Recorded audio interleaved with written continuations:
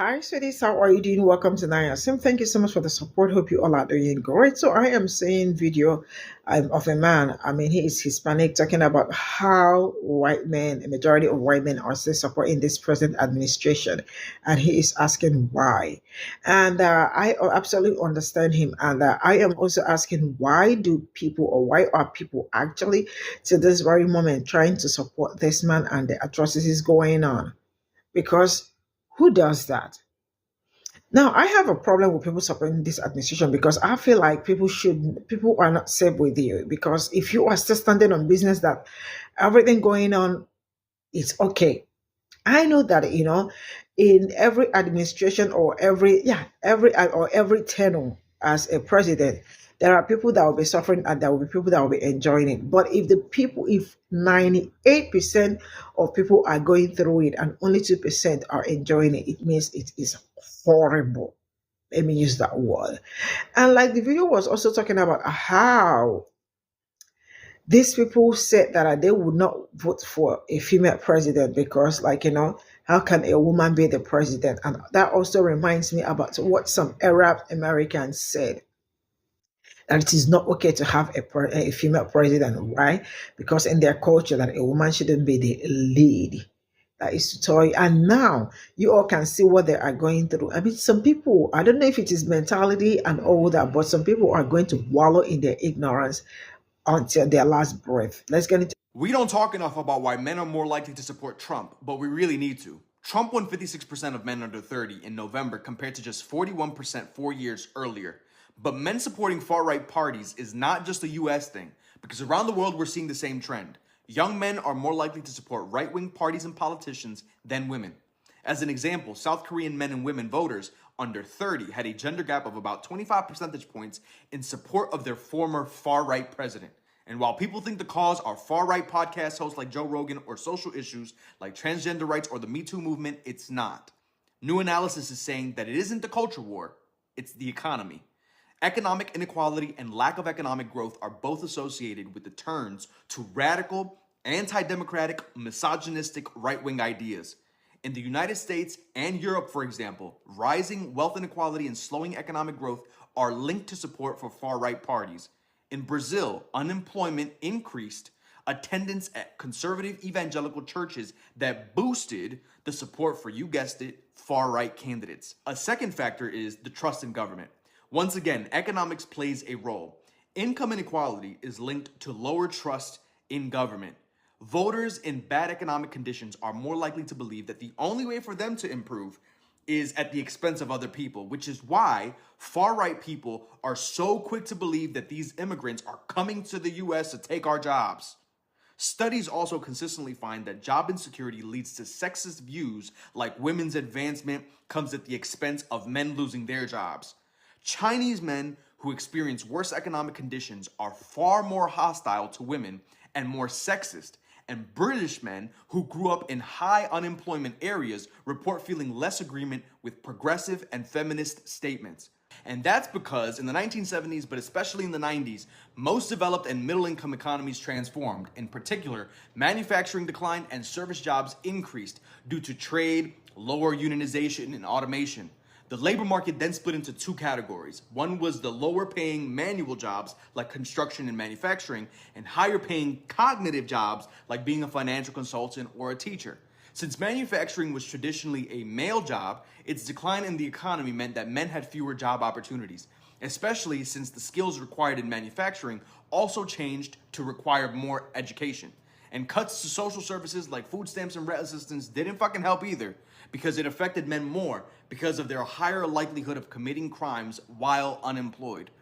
And let's also talk about how the increase of men's unemployment made men less attractive partners, which meant they married less, which means they had less kids, which made the situation worse because according to studies, securing a wife and starting a family was a major motivation for men to work. Men have been falling behind women in high school performance, college enrollment, and college graduation, putting them at a disadvantage in securing higher paying cognitive jobs. And while men do benefit from co-workers due to fast-track promotions and relationships with overwhelmingly male supervisors, boomer bosses not retiring as much creates the less opportunities for men to get high-paying, top-paying jobs. This dynamic has created the conditions for men who are more supportive of traditional gender roles to have a higher support for far-right, anti-women, anti-progressive viewpoints. And that's what the fuck is happening. We don't talk enough about why men are more likely to support Trump, but we really need to. I watched Glor Jamar on a podcast argue that the earth is flat and that we've been lied to. And his reasoning was, how does the water stay on something that's round?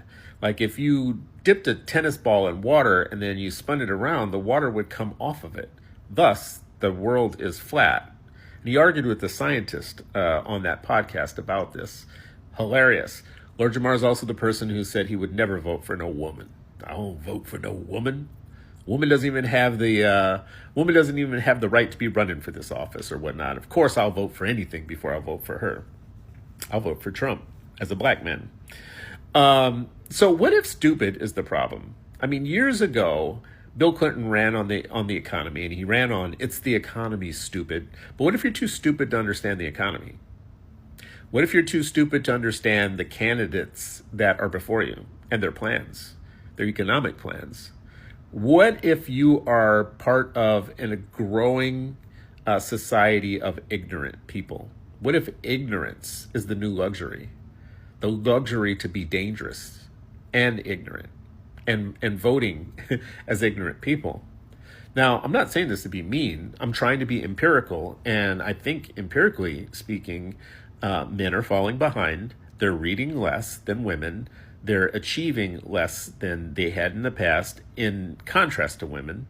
And what happens as you get more educated is you just start voting more towards a fact-based world rather than a faith-based world. And when you are in a fact-based world, it's because you're not stupid. So what if stupidity and ignorance were the real problems here?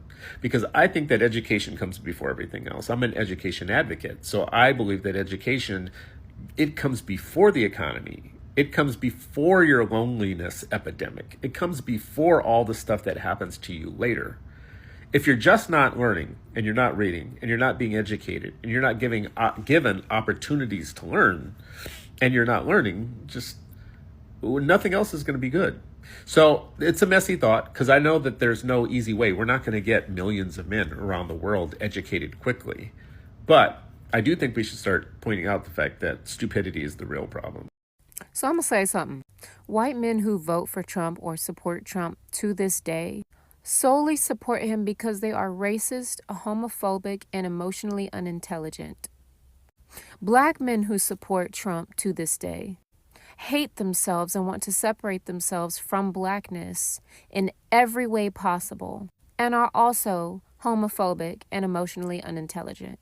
Hispanic men who support Trump, Hispanic brown community, okay, the ones who claim to be brown, even though we know that's not a race, but Hispanic, Latinos for Trump, they support Trump because they are homophobic, anti-black, they hate themselves, but they think they have access or proximity to whiteness because they're not black, for the ones who are not black presenting. So they think that by supporting a man like Trump, it's a tactic of survival because they can claim that they're like one of you. I'm like you, white man. I know black. Look, we have same enemy. And they are also homophobic and unintelligent emotionally. All of these men usually have narcissistic traits and oftentimes lack empathy for anyone other than themselves. Can this be changed? Can these men be freed from supporting Trump? Absolutely. We're seeing it happen before our very eyes. But just because they stop supporting Trump suddenly does not mean that they've completely erased or dealt with their anti-blackness, racism, and homophobia and misogyny. That takes a lot of work, time, and effort. But the first step is admitting that you're wrong. And it's okay to be wrong. Why do white people want to be oppressed so damn bad in this country? As an ex-Trump supporter, ex-conservative, and as a straight white male, one thing I realized about the beliefs of the Republican Party is that they want to be the center of every narrative. Like, God forbid anybody else gets a seat at the table. Straight white conservative males will literally create a protest to your protest. Don't believe me? Look at the Black Lives Matters. What do? All lives matter. Blue lives matter. Heaven forbid that we take a few seconds to stop and listen and validate the experiences of the overwhelming majority of black people in this country who are talking about the oppression and the marginalization and the police brutality that their community has faced. Now we got a straight white male in Idaho that wants to join the oppression Olympics so badly that he's creating a heterosexual awareness or awesomeness month during Pride Month of 2025. What's the first thing straight white males say when you call them out on their racism, their xenophobia, their homophobia, their transphobia, their misogyny? What's the first thing they say? I'm not racist, just stop shoving it down my throat. I don't hate gay people or the trans community, just quit shoving it down my throat.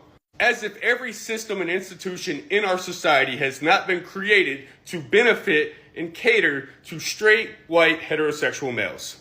Seriously, like, what if people from the LGBTQIA plus community went around their entire lives and said, I don't care if you're straight, just quit shoving it down our throat. I'm tired of seeing it in the movies. I'm tired of seeing it in the commercials.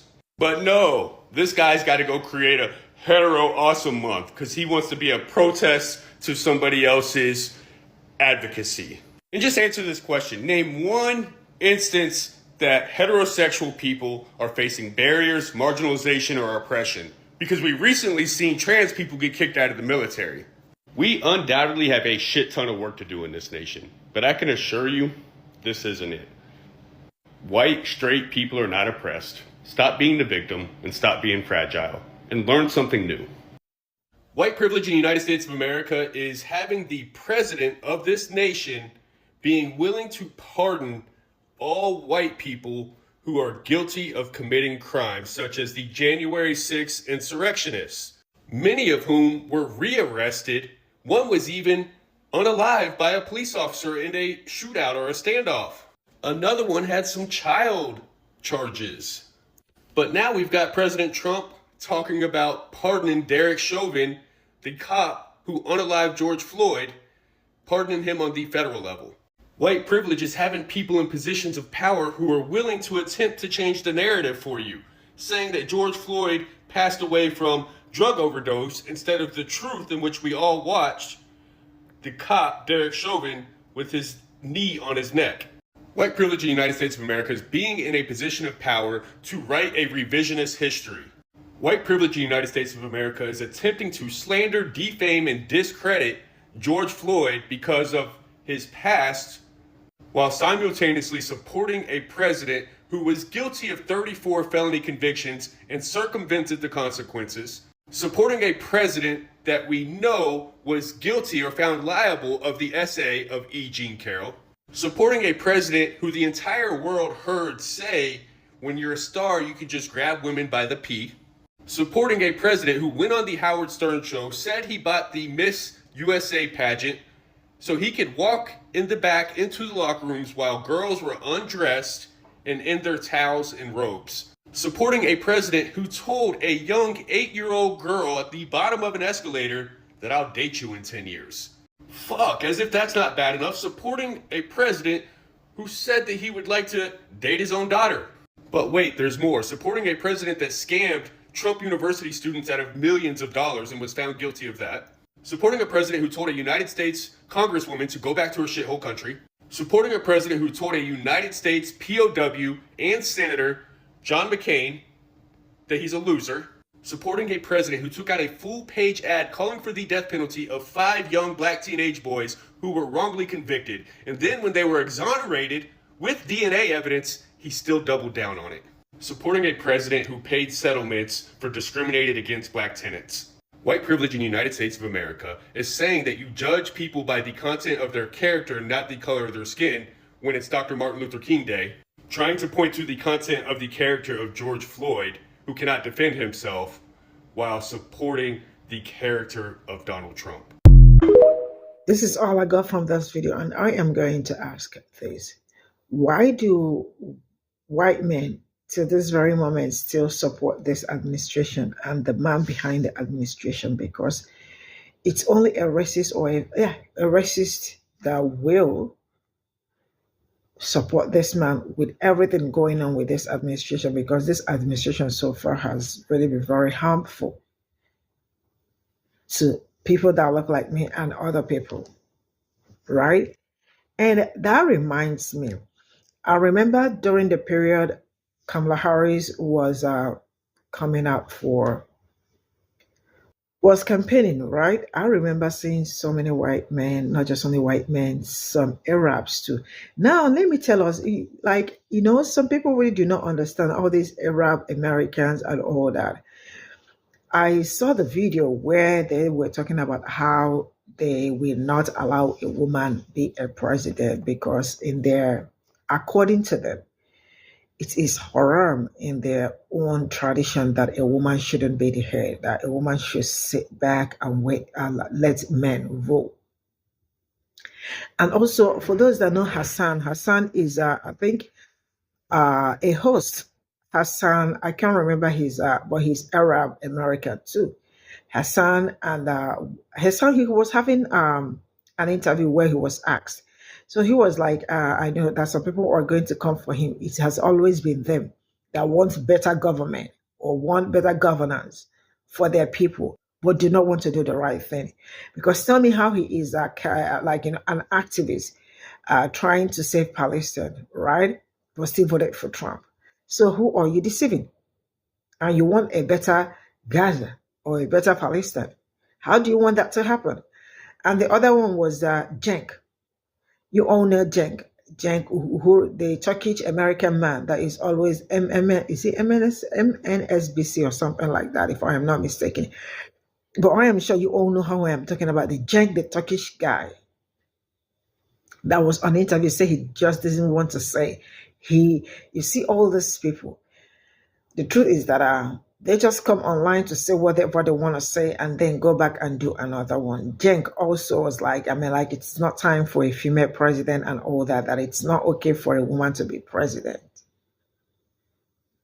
But now it's okay for Trump to be president and what is going on with his presidency. So what the guy that started the video said is actually true, and the one that stitched the video also said the truth. Because any person today that is seeing all the evil, like all the bad things happening and still support this administration, I am going to say that you are just not a great person. And people shouldn't be around you because people are suffering, things are going back. Now tell me how being a woman and wanting to be a president is that bad? How bad is it that you all decided to put in this particular one that is about to cut off your... And for white men, majority of them know that they have privilege. That's why they wake up every day and choose the wrong people and still sit on it. Because how can you? Well, I am going to draw the curtain here. I will see you all in my next video. Bye for now.